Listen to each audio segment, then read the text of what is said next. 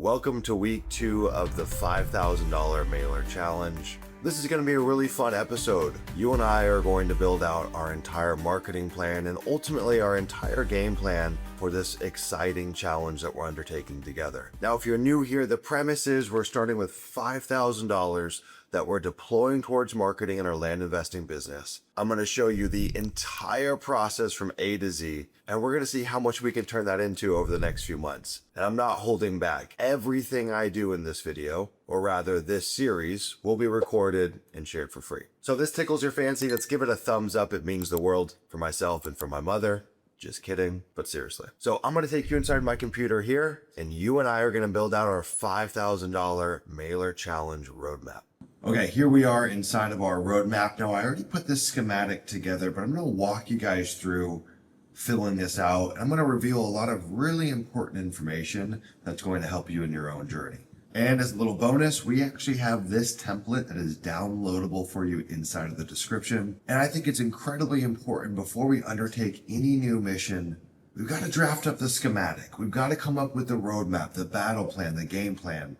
One of the worst things that you can do is just jump into the land investing business blind, crossing your fingers, hoping and praying. Instead, we want to define the exact mechanics of how we're going to break this down and just execute on that. Because the truth is, there's a lot of ways to make money in land, and all we need is one. We just need to start with one.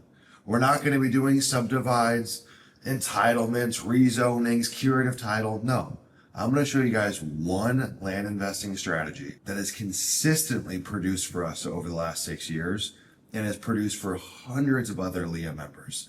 And it's a nuts and bolts, super basic strategy that anyone can leverage. And so we're just going to start with that. Anyways, let's jump into it. So here we are.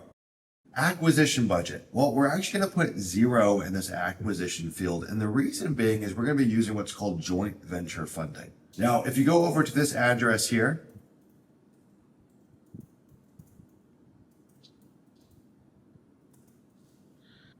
you'll get launched inside of our Discord, which is a free community. And inside of there, we have a partners opportunities channel. This channel has tens of millions of dollars of funder capital that's sitting there waiting to fund people's deals. There's a whole cottage industry of funding land investors flips. And the joint venture setup is beautiful. You typically give 20 to 30% of the deal away to the funder, but they cover closing cost, acquisition price. You don't have debt hanging over your head. So that's exactly what we're going to be leveraging in this challenge. And if we think about it from like an ROI standpoint, my money is better served going towards marketing. What do we know? Well, a good land flip is probably going to return somewhere between, 80 to 150% ROI. That's pretty amazing by anyone's standards, especially in real estate. But this is where it gets crazy.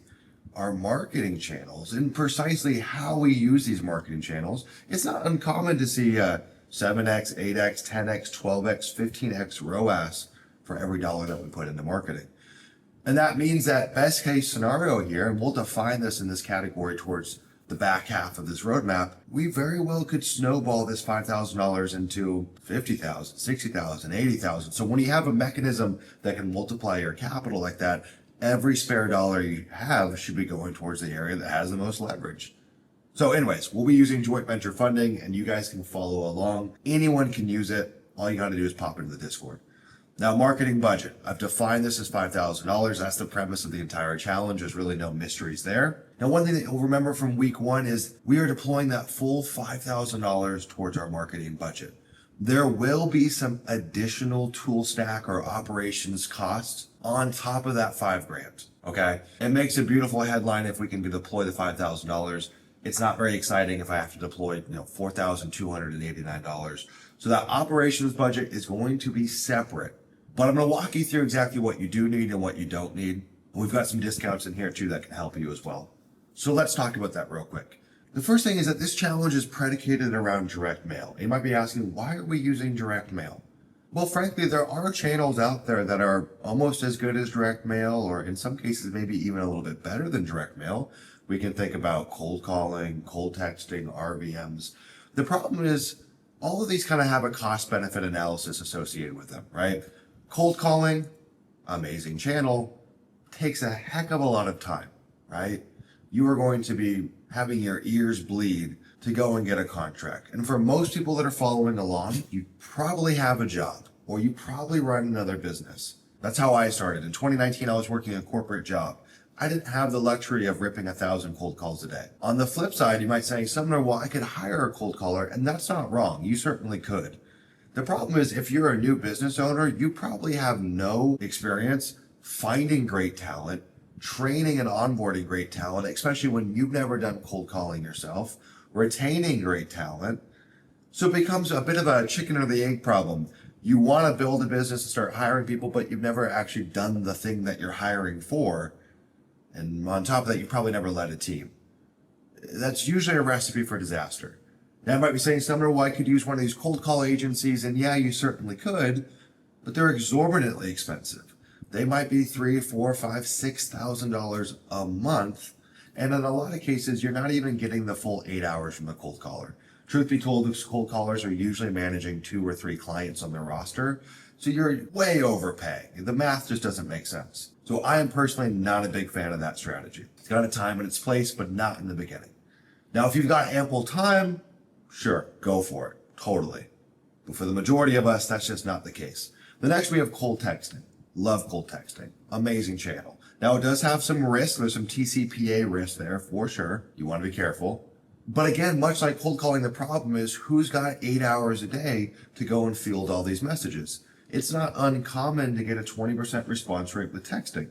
So we go and send texts. Let's say I send 2,000 texts. If we get 400 responses, 20% of those people want to give us a call.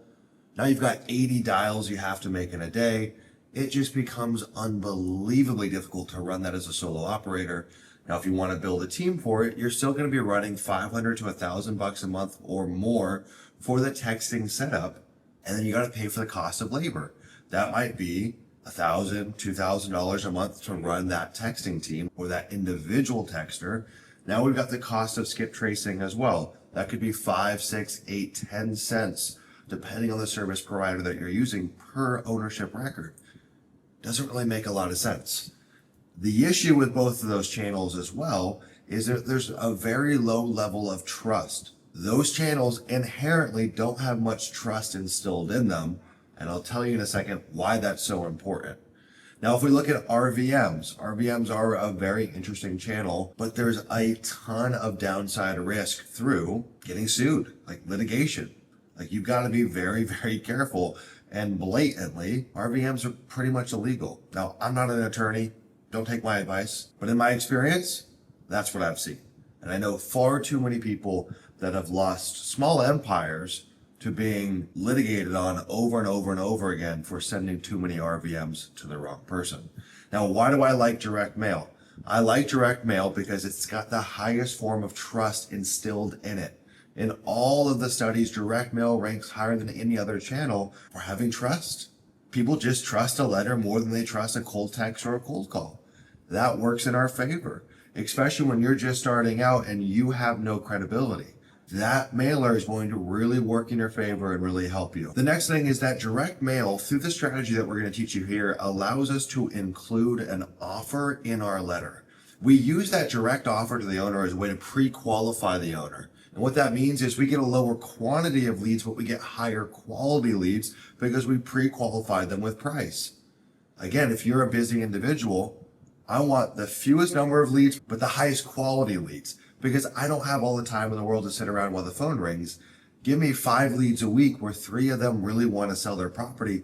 That's a much better situation for a new investor to start in. The other thing is that even though direct mail on the surface looks expensive, if we think about it in terms of the unit economics, net, it's got one of the highest returns on ad spend. Again, through the strategy that I'm going to teach you here, it's not uncommon to get 10x ROAS. It's very rare that you're going to see that with other channels. It's possible, but it's very rare. The last point about direct mail is a proactive channel, not a reactive marketing channel. What exactly does that mean? A proactive channel, I can do it on my own time. I can build mailers at nights, at weekends, at odd hours. I can do it whenever. The thing about other channels is once you turn on that floodgate, it's all reactive. Once you send out 1 million RVMs, you've got to be on standby for those calls coming in. Same for cold calling, same for texting. Again, that is just unrealistic for most new land investors, assuming that you have a job, another set of obligations outside of starting this thing. When starting this business, we need to think about what can we eliminate? What's the nonsense that we can eliminate that's going to give us more leverage on our time? We think about building leverage in the land business through elimination, automation, and delegation. Cool, we really can't delegate because we're brand new. So what can I eliminate? And then what can I automate? And that moves into number 2, land insights. That's going to be the backbone of this entire series. From cradle to grave, this tool does every single thing within our business. We use it to select our markets. We use it to price our markets. We use it to export our data. We use it to comp our deals. We use it to find our realtors. We use it to list our properties and design our listings. It truly does everything. Now, $500 a month might seem like a big price to pay when you're first getting started.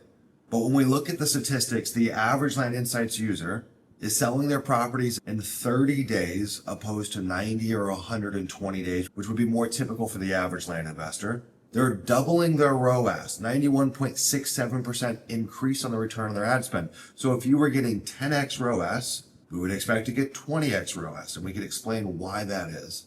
The average Land Insights user is saving over 30 hours a month on market selection and pricing alone. And the statistics go on forever.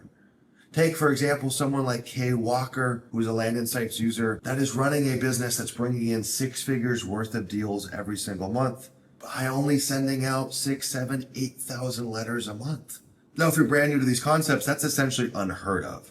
And that's what Land Insights is. It is a time saver and it's a force multiplier. So it buys back time and then it multiplies my results. I get more bang for my buck on my inputs. Now, depending on when you're watching this, you may also see that we have a Land Insights Lite option. Now, that option is free to join. There is no monthly subscription.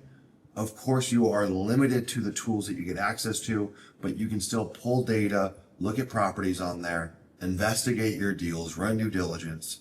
That very well may be an option as well. But in this video, we'll be using the full Land Insights Pro subscription. The next option is deciding on our CRM. There's really just 2 forks in the road as I see it. There's the Pebble CRM, which is one of the only land investing CRMs built literally for land investors by land investors. It's a tool that many of the people inside of our community use, and it's pretty awesome. Now, like any CRM, it's got pros and cons. All CRMs really do. The cool thing about Pebble is that we did build out our own custom version of Pebble that you can get access to. So if you sign up through that link, yes, we get a small affiliate commission, but you also get our pre-templatized LIA CRM. So the way that I would design a CRM, everything's built out, the stages, all of it, it's all built out for you. That's pretty awesome. On the flip side of the coin, we've got Follow Up Boss. Now, Follow Up Boss is about 1/3 the price. It's an amazing tool. It's a great CRM. The trouble is with Follow Up Boss is it was built for realtors. It's not built for land investors. So there is a lot of manual work to get it set up. Like, expect a week or 2 of just tinkering to get it to make sense for land. Now, truth be told, that $58 a month is not really reflective of the total price because there are a ton of add-ons that you have to pay for. You have to pay for the phone numbers and they do upsell you. So realistically, at the end of the day, the base subscription on Follow Up Boss is probably closer to like $100 to $130 a month. So it's really not a far cry difference between the two. They're both awesome. Pick your poison. And lastly is Google Workspace. Now, we're going to use Google Workspace just like I am here with Google Sheets and for this entire journey. It's the backbone of what we do. Now, you very well could just use a free Gmail account and rock with all these same features. The reason I'm recommending Google Workspace, though, is so you can link your website domain. I recommend buying a website domain or using one if you already have it, linking it to your Gmail. So it's Sumner at landinvestor.co. That looks a lot better than sumnerlandinvestor.co at gmail.com. That doesn't really give the air of professionalism. So it's $4.20 a month. I think you can afford it. So net, our operations budget's running at $562.20 per month. Now, when we look at our marketing budget over here, the way this is going to be divvied up is we're rocking with Rocket Print and Mail. 2-page offer letter, 58 cents per 2-page letter. Now that price is fluid. It depends on what plan you sign up on. You can get it even lower if you buy in bulk, or in some cases it's a bit higher. Let's call it 58 cents here for a 2-page letter. We're going to have the cost there for our marketing, and we're also going to have the cost of data, okay? So inside of Land Insights, that breaks down to 5 cents per record, or you can get the unlimited data option at $4,500 a year. So what am I going to have here? I'm going to have 58 cents per 2-page letter, and we'll underwrite this at the 5 cents per mailer, assuming that I'm just starting out and I don't have access to the unlimited data option. So that brings me to 63 cents per owner that I market to, okay? And what that means is in this challenge, I roughly get to send out about 8,000 pieces of mail. Again, that factors in our 2-page letter, and that factors in the cost of data. We'll just use rough math for right now. We'll just say 8,000 mailers. Of course, that's about $5,040. I'll go through and correct it, but I'm not going to do public math here. Just kidding, but kind of not really. All right, marketing channel, as we clarified, it's going to be direct mail. What is the offer type? We're going to be using what's called a blind offer, and I'll walk you through the exact process on how to set up these blind offers. What a blind offer is a 2-page letter. We've got our first page. Hey, how are you doing? My name's Sumner. Nice to meet you. I want to buy your property. Second page is a purchase agreement. It says, sign here. We'll buy it for $35,000.20. Some people will sign it. A lot of people won't sign it, but they'll call you and say, hey, I'm interested. And the vast majority of people will just throw it away, and that's okay. That just kind of comes with the territory, okay? Next, let's talk about property type. Well, inside of LIA, there's really 2 property types that we focus on. There's rural recreational, think, 5 to a couple hundred acres or a couple thousand acres. Again, it's a recreational use case. It's got a lot of different use cases. You could build a tiny home, you could hunt on it, a big canvas for someone to start with. Or we usually play in the rural infill space, okay? Half an acre to 5 acres, maybe half an acre to 10 acre. It varies. These are not hard, fast, perfect rules. And typically those are going to be either in like a rural subdivision or in a rural town or on the outskirts of a rural town. And so within our very own land investing business, we buy all of these. We typically avoid infill lots, but rural infill, rural recreational, we buy it all. In this challenge though, we are actually going to be pursuing rural infill. And that leads us to the next column. What is our market selection strategy? Well, the strategy I'm going to reveal to you today is a strategy that, frankly, I think I coined. Maybe I'm wrong. I don't know. Maybe I didn't come up with it. But I've taught this strategy to 400 other land investors. And we've got land investors that have built multiple 6-figure a year strategies just doing this one strategy. Nothing else. And when we think about land investing, we think about it as like, there's little niches, and you just got to carve out the niche that works for you. Find the profitable niche, scale it up, and then you can start stacking on other things, right? In the house world, you could say that's similar to being a fix and flipper or a wholesaler developer. It's like, no. Don't do all those at once. Pick one, grow from there. So the strategy that we're going to be revealing here today and throughout the rest of this challenge is what I call our subdivision strategy. Okay, that doesn't really sound very exciting, right? That seems pretty obvious. And to some extent, it is. But what I found is that across the country, mainly in the Southwest and the Southeast, there are thousands and thousands and thousands and thousands of these subdivisions out there that are very easy to price. They're very easy to create direct offers that are very accurate because the land is often homogeneous. You typically got an owner pool that's not really interested in the property anymore. Okay, if you bought a 1-acre property in Pahrump, Nevada 30 years ago, but you live in North Carolina, not much of an intrinsic connection there, right? So usually you have an owner that's not really married to the property anymore. If you bought it to build and you haven't built in the last 20 years, you probably aren't going to do it anytime soon. Whereas if I market to your 40-acre property that you hunt on every weekend, that intrinsic connection is a lot stronger. That makes it pretty tough to buy it. The other thing, and the reason that I love this strategy, is that the average land investor in this business is following advice that frankly stinks. And it's typically taught from educators that are educating off outdated material because they themselves don't even run a land investing business anymore. For context, in my own business last month, we acquired 12 properties on the acquisition side, sold 6 on the disposition side, multiple 6 figures in profit on dispo, and about $500,000 of pipeline value created through our acquisitions. I don't say that to be boastful, but I say that to say I walk the talk, I talk the walk, talk the talk, walk the walk, however the saying goes. I live and breathe this stuff.